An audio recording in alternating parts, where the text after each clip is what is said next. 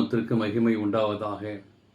இந்த காலை வேளையிலே உங்கள் அனைவரையும் ஆண்டவராகிய இயேசு கிறிஸ்துவின் இன்ப நாமத்தில் அன்போடு உங்களை வாழ்த்தி வரவேற்கிறேன்.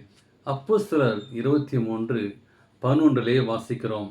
கர்த்தர் பவுலின் அருகே நின்று, பவுலே, திறன்கொள், நீ என்னை குறித்து எருசலேமிலே சாட்சி கொடுத்தது போல ரோமாவிலும் சாட்சி கொடுக்க வேண்டும் என்று சொல்லி நாம் வாசிக்கிறோம்.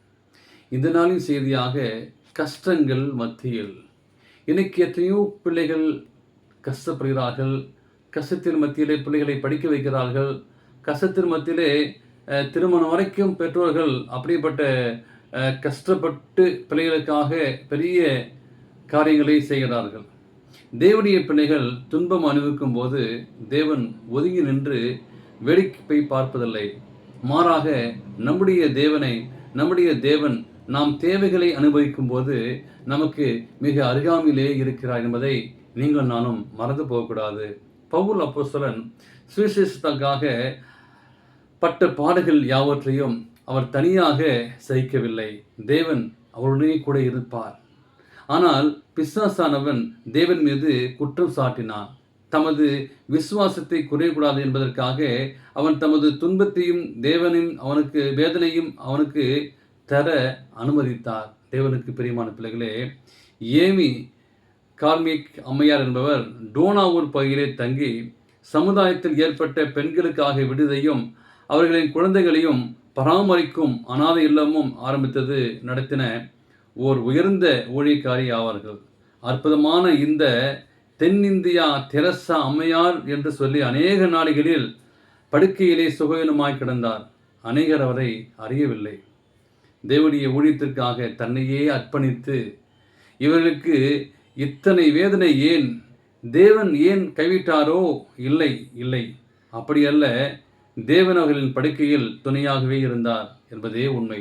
ஆம், தேவனுக்கு பிரியமான பிள்ளைகளே, ஒருமுறை பில்லிகிராம் இந்தியாவுக்கு வந்தபோது அம்மையாரை பார்க்க டோனாவிற்கு சென்றிருந்தார்.